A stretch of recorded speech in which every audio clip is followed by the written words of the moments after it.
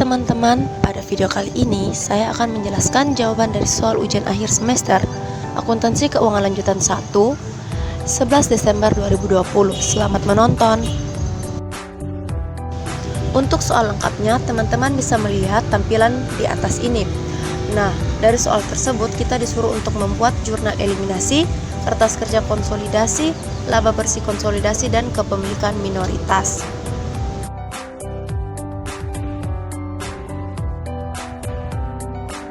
Yang pertama, ayat jurnal eliminasi.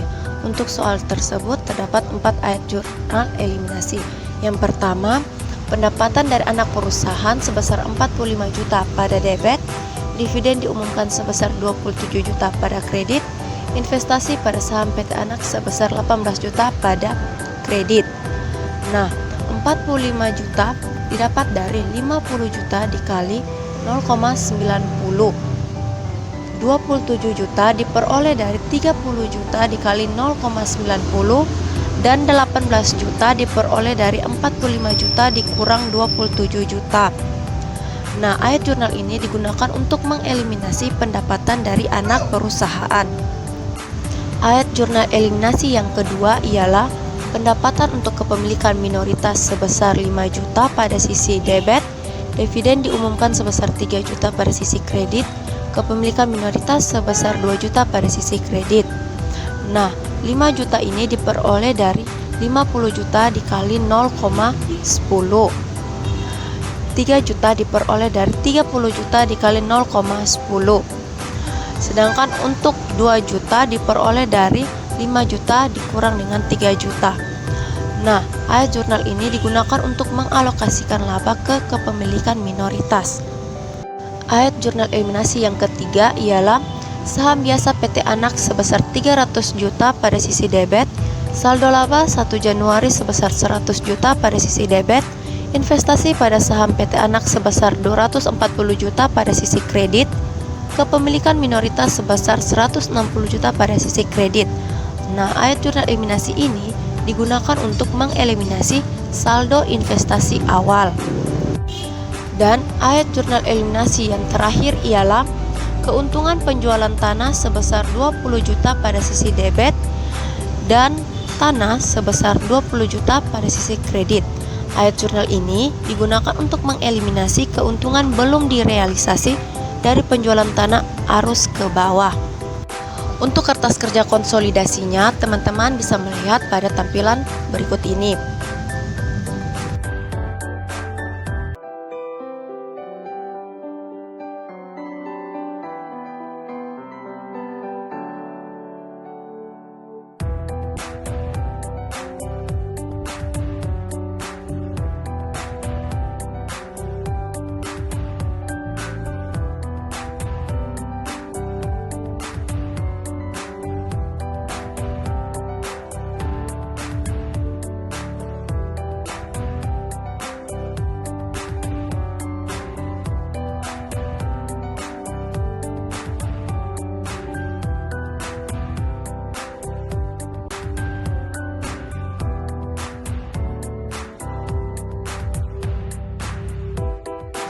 Berikutnya, laba bersih konsolidasi.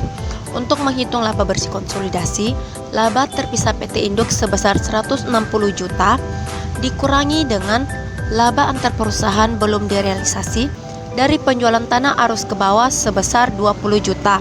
Sehingga laba direalisasi terpisah PT Induk ialah sebesar 140 juta. Nah, laba direalisasi terpisah PT Induk sebesar 140 juta ditambah dengan bagian PT Induk atas laba PT Anak sebesar 45 juta.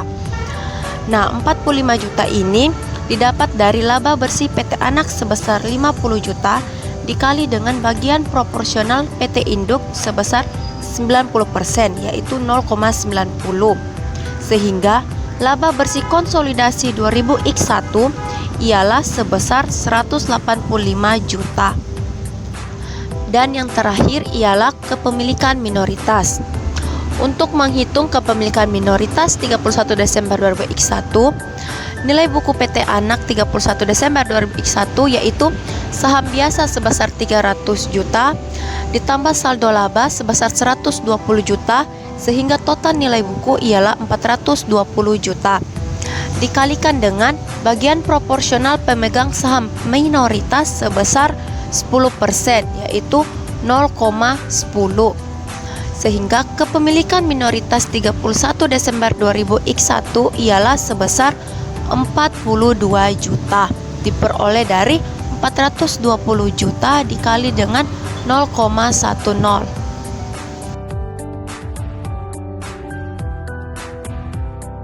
Sampai sini dulu ya video kali ini. Sampai bertemu di video selanjutnya.